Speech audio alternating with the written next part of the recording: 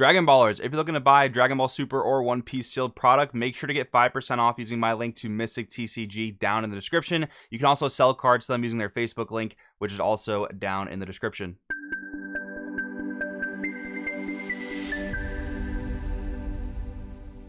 Yo, what's going on, Dragon Ballers? Welcome back to another beginner's guide video. In today's video, we are going over the beginner's guide for Rainbow Universe 7 Gohan, which is the new leader and strategy out of the Ultimate Awakened Power starter deck that came out with set 20. This video is going to be very beginner friendly, so if you're new to the game, definitely stay tuned. And this is going to be the best deck you can build with just 2 copies of this starter deck. And at the end of the video, I will go over upgrades you can add that come from outside this actual starter deck. So if you want to get more competitive with it, those are going to be great options for you. Most of which are actually very budget friendly, which is nice. There's some more expensive ones, and it really just depends on how competitive you want to get with the deck. And I gotta say, I'm pretty excited about this one because as I was combing through cards that would work well in this deck, there are actually a few good hidden gems, so I'm pretty excited to go over that. If you guys are new, make sure to subscribe, hit that bell so you don't miss a video. We'll get started right away. We have our leader, our main deck, and our Z deck, and we'll start with our leader since that is basically the main focal point of the deck. So explaining the leader, he has a keyword called Warrior of Universe 7, and that is not a keyword that's explained on the card because it is rather old, so I'll explain it here for you. So basically, what Warrior of Universe 7 is, it allows you to ignore specified costs. And what specified cost is, if I had this card, Backbone of Universe 7 Goku in my hand, these 2 red dots here next to the energy cost pretty much mean I have to pay 2 red energy to play this card. Now, Warrior of Universe 7 allows me to ignore that specified color cost on my Universe 7 battle cards. So this Backbone Universe 7, if I wanted to play it from my hand, I could actually just pay 2 energy of any color instead of specifically 2 red energy. And that's what allows the rainbow aspect of the deck to work. So that's what Warrior Universe 7 does. Now, as for the rest of the leader, we have permanents. You can't include non-Universe 7 battle cards, so all of our battle cards have to have the Universe 7 trait down there. And you cannot include multicolor cards in your deck. So we can't play some of the Invoker stuff if you're familiar with that, or maybe have combed through the card database and saw some of that stuff. We can't include that, but that's perfectly fine. That stuff's not going to work super well with this specific leader. Then we have Auto, when this card attacks, draw 1, typical of any leader. And then we have Awaken, where life's at 4 or less, or we have 4 or more colors among cards in your energy, Z energy, battle area, drop, and warp. You may draw 1 card, switch one of your energy to active mode, and add cards from light to hand until you have 6 life left. So most leaders in the game, or at least more new age leaders, have these alternate awakening conditions that are met by certain criteria, and this deck being a rainbow deck, it's going to be rather easy to meet all your color requirements in your specific areas. So once we awaken, we flip over to Gohan, Command of Universe 7. We keep the Warrior Universe 7 trait. We have Auto, when this card attacks, draw 1. Now we have 2 interesting activate effects that require different colors to use. And that's, again, going to incentivize you to charge various different colors of energy. So we have Activate Main once per turn for a yellow or a black energy. If you have 3 or more energy, play 1 Universe 7 card with an original energy cost of 3 from your hand. That's the coolest effect of this leader, because he turns all your 3 costs into 1 cost, and there's some very powerful effects you can use with that being the case. Then we have Activate Battle once per turn for a red or a blue. Choose one of your Universe 7 Gohan Adolescence Z battle cards and play 1 Universe 7 Z battle card without Gohan Adolescence with energy costs of 2 or less from under it. So you get to do some sort of like Z-stack swapping shenanigans that are a little bit more complex. I wouldn't really worry about that all too much because the main deck is where you get a lot of your cool tricks from. So I'll move the leader off to the side and I will get into explaining the main deck. So we start off with 4 copies of Backbone of Universe 7. Now I know I use this as an example to explain Warrior of Universe 7, but we are never actually going to play this card from our hand. What this is a super combo. Super combo is a specific trait that says you can only include up to 4 copies of cards with super combo on them. And this card's actually so old that it explains what super combo is, which is funny, but this is actually good for the starter deck to explain that. So yeah, you can only play 4 super combos, and the reason why they're so good is because they generally combo for 10k power without costing energy, and they usually also draw you a card, which is exactly what this leader, this super combo does when your leader is at 5 or less life. And this is probably the best super combo you can play in this deck. There are maybe a few other options, but I think this is probably going to end up being the best one. So yeah, you're always going to play 4 super combos no matter what deck you play generally. Actually, not even generally, just always. All right, now we have some of these Star Deck exclusive cards. We start off with Krillin Clever Fighter. So this is a 1-drop, looks at the top 5 cards of your deck and adds a Universe 7 to your hand, so that's going to offer you some great searchability. He also has a pretty cool auto that says limit 1 for an energy of any color.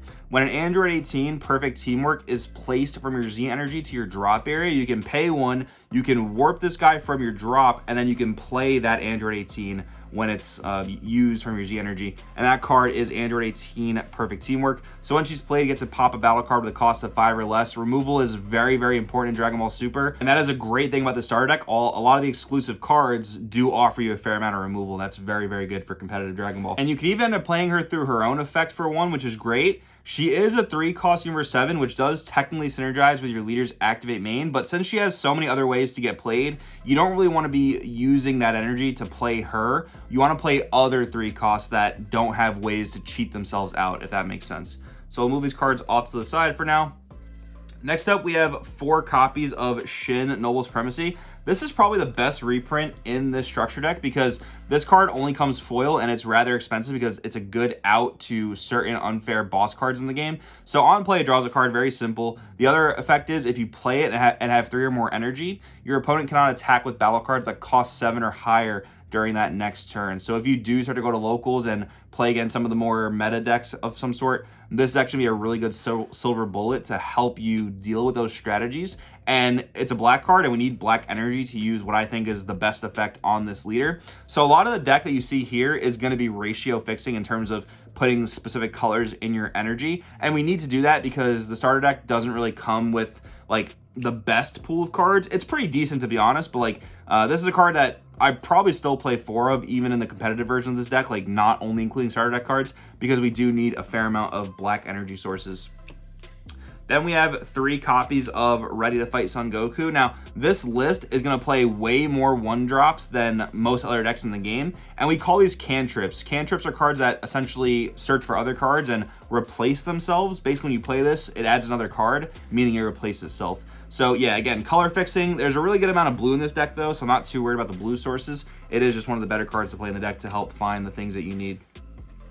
All right, now we have the other main deck exclusive card for this, and we have Piccolo Piercing Flash. So he is a 3-cost, so he works great with our leader Activate main. He comes down for 1. That's ideal. You typically never want to pay 3 for this. He has Double Strike for a 20k. That's excellent.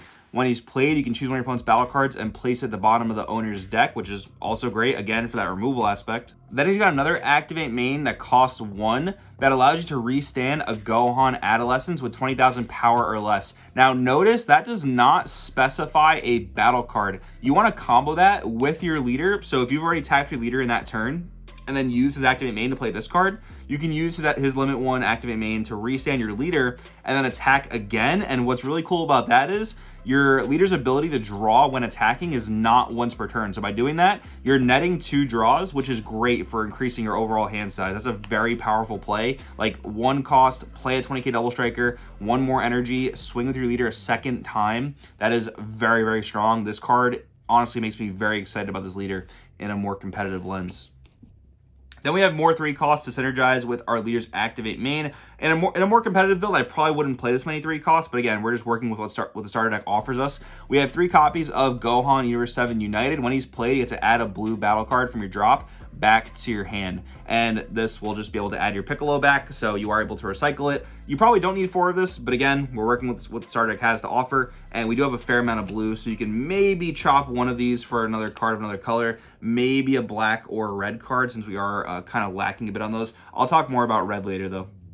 Then we have what I think is a really cool inclusion for this deck, and that is Goku to Battle Universe 6. Before I realized this card was being reprinted in this deck, this is one of the first cards on my mind to include here, because the effect says when it's played specifically by a skill, draw 1 card, and this leader will play this card by a skill. That's incredible. It has the ability to be a double strike critical in certain scenarios. It can also attack battle cards in active mode, so it gives you a unique form of removal. It's 20k double strike base, very similar to Piccolo. This card is definitely a 4 of in this deck, even in the competitive version, I'd say.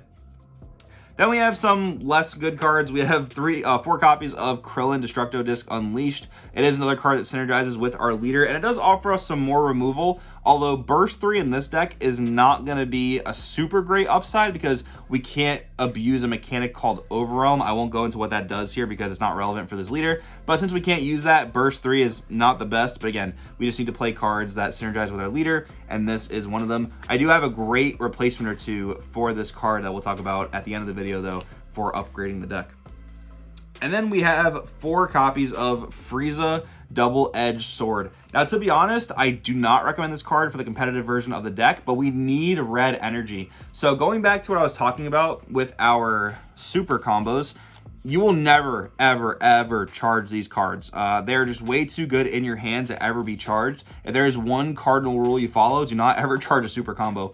This card, while it can be played from your hand, it's not all that great to play a 20k without any stats like critical or double strike from your hand for 4. It does kill something, but we don't really have any problems with removal in this deck. So for the most part, to be honest with you, you're just going to be charging this card as a red energy. And I'm only playing these red cards. There's another red card for the post-deck upgrades we'll talk about. The other card they've included here is just a 2-cost 20k vanilla that has literally no effect. And we're in set 20 of Dragon Ball. Cards with no effects are rarely ever good. So we didn't want to really play that card just to charge it. This card at least has an ability. So yeah, we're playing this for right now. Although perhaps like maybe we do chop down on some of the blue just to play those vanillas simply to charge them. But it really feels bad to tell you guys like, hey, you got to play this card that does nothing except serve as energy. But honestly, that might have to be the case, and we chop down on some blue. I will be honest with you guys. All right, then we have the actual win condition of the deck, and that is Goku, Strength of Legends. So he's able to be played when you have all 4 colors besides black in your energy, and then he becomes a dual attack, double strike, critical battle card. So he is just swinging a ton of times. He's basically your biggest source of damage with 35,000 power base, and coming down for 4 energy is a pretty good rate. But to be honest with you guys, I think you can generate so much advantage through the leader and the 3-cost battle cards that you might just wear your opponent out, and this will kind of just be that last end game push. And he is also black energy, which works with our best effect, our activate main, so you will charge at least one of these ideally in the early game.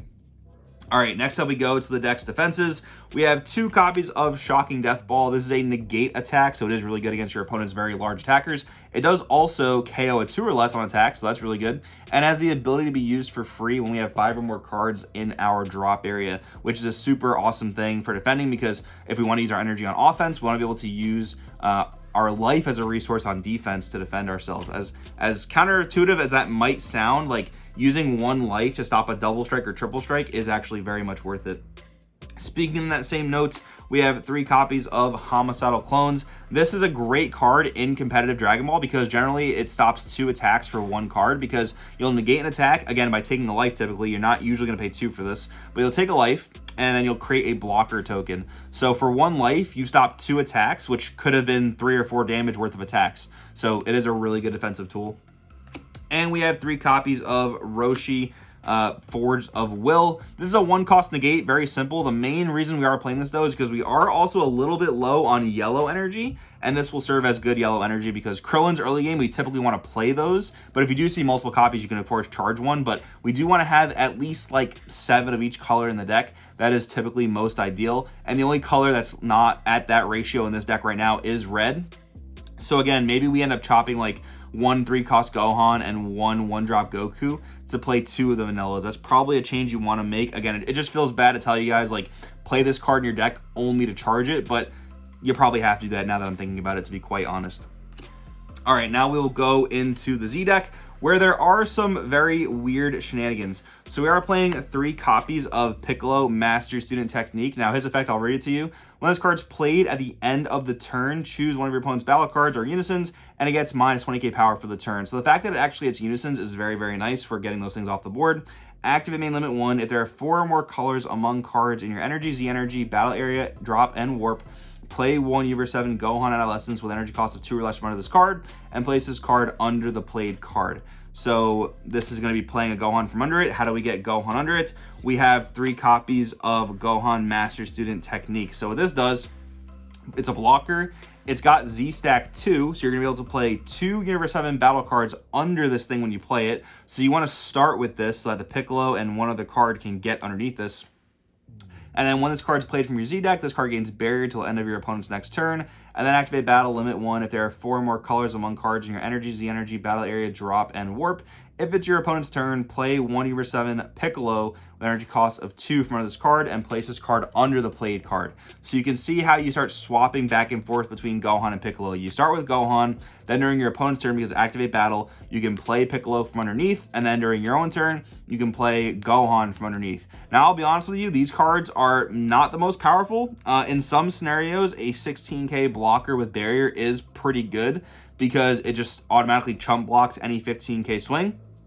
But there are other better Z battle cards you'll be going into a good majority of the time. But we do just finish off the Z deck of the starter deck only contents with 1 copy of Frieza Unexpected Assistance. It is a 1-cost blocker, and if your opponent attacks a Goku, you can negate that attack. That's not really a great effect, to be honest, because when you have battle cards on the board, your opponent's typically going to be using effects to get rid of them, but it is what it is. Honestly, this card probably does not make the cut into the competitive build. But now that we've gone over the starter deck only contents, let's talk about some upgrades for this deck. All right, I'll put this right over here. Now, there are some really cool cards you can play that interact with the leader's activate main to play a 3-cost Universe 7.